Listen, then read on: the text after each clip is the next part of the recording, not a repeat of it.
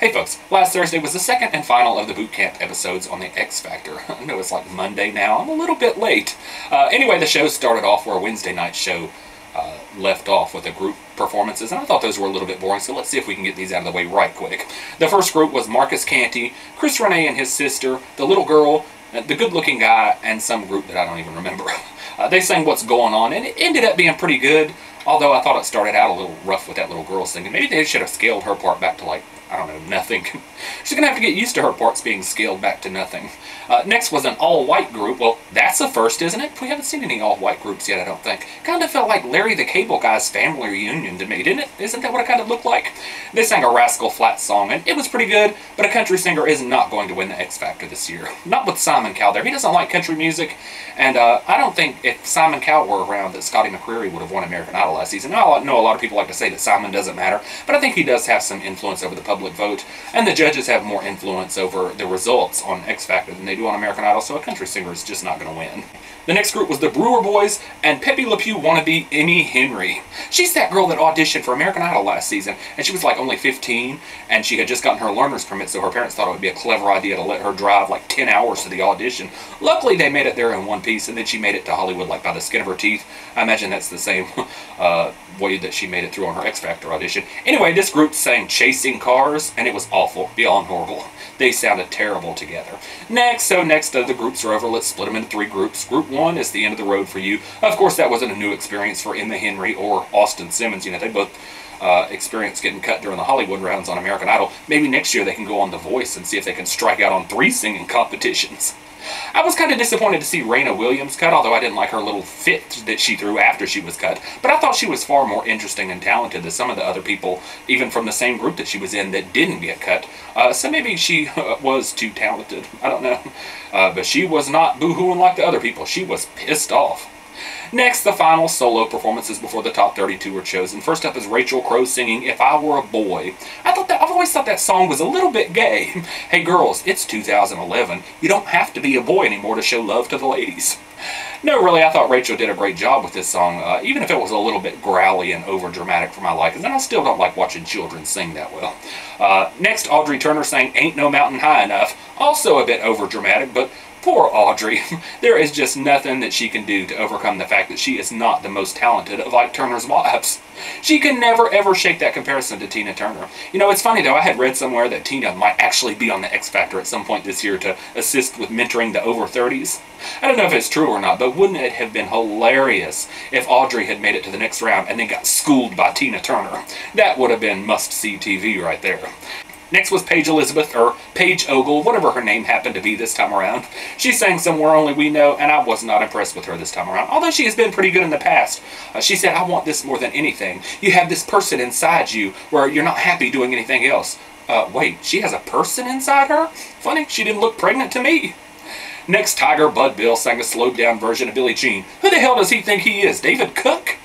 He said that this competition means everything to him because in 5 weeks his house is going to be auctioned off. I hate to break it to you, Tiger, but you most likely are not going to win, and even if by some miracle you did, it's not going to be in time to save your house. Next, Josh Krajcik. Josh said, I need to grasp the hand of fate and make it mine. No, you need to grasp a bar of soap and wash your ass. This dude still looks filthy. I just don't get it. He sang what he called Kelly Clarkson's Up to the Mountain. Josh, it was only Kelly Clarkson's song on Idol Gives Back. Otherwise, the song is by Patty Griffin. He did a pretty good job with it, but I'm still not sold on him. This song was far more impressive by Kelly Clarkson and by Crystal Bauer songs. Next, Simone Battle believes that she has something that no other pop star in the world has today. What's that, a bad memory? This girl started into Elton John's Your Song and couldn't remember a dang word of it, so she just made things up as she went along. So it was quite terrible, and it was a disaster, even though she didn't sound too terrible.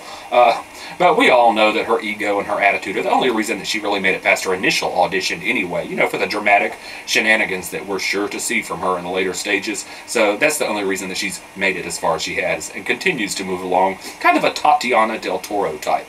Next, For Sure also butchered their performance, but it really wasn't any worse than anything we've seen from them before. You know, I would have been more surprised if they'd actually sounded good.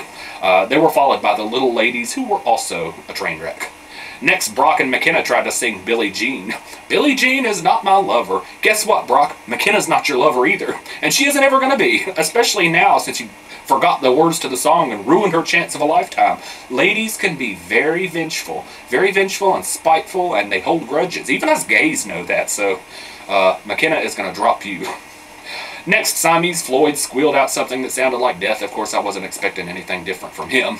Next was Brennin Hunt singing an odd version of If I Ain't Got You. He said, I can guarantee you've never heard it like this, and now, well, we still haven't heard it like that.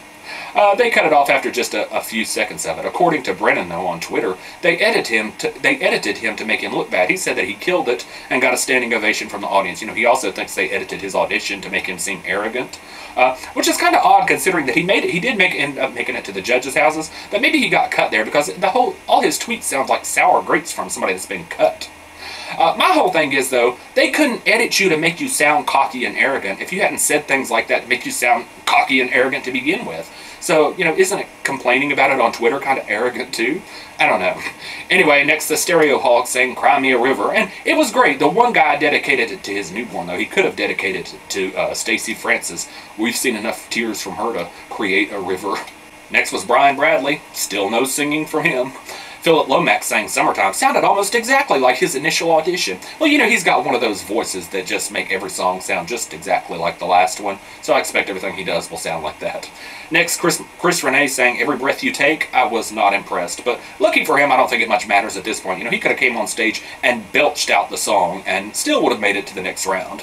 Nick Dean sang Somewhere Only We Know. Kind of a boring song choice, but it was okay. Stacy Francis revealed that her dad passed away the first day of boot camp, but she decided to stay anyway. You have to wonder, you know, if that played into the judge's decision to keep her around for the judge's houses episodes. That doesn't roll off the tongue very well, because, you know, nobody wants to be that monster that says to Stacy Francis, "Oh, sorry, you missed your dad's funeral for nothing." She sang Summertime, and it was okay for the first part, but by the end it got shrill and excruciating and over the top, just like everything else we've heard from Stacy Francis. Didn't like that big note. Didn't Simon tell her that was like over the top and less is more? But she still does not understand that sometimes less is more.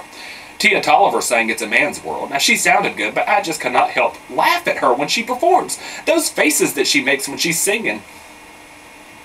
I don't know if she's trying to look sexy or sultry or whatever, but it's impossible. It makes it impossible for me to take her seriously. I don't know if she's trying to look sexy too by rubbing her hair and her breasts, but it's not working. Carrie Fletcher sang Already There. Well, she sounded fine, but I can't really think of anything to say about her.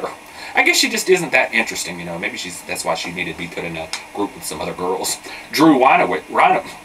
That name doesn't roll off the tongue either. Drew Ryniewicz. Not sure what she's saying, but she sounded fantastic. She's just lucky that people don't have to spell her name out to vote for her. Otherwise, she would be the first one gone.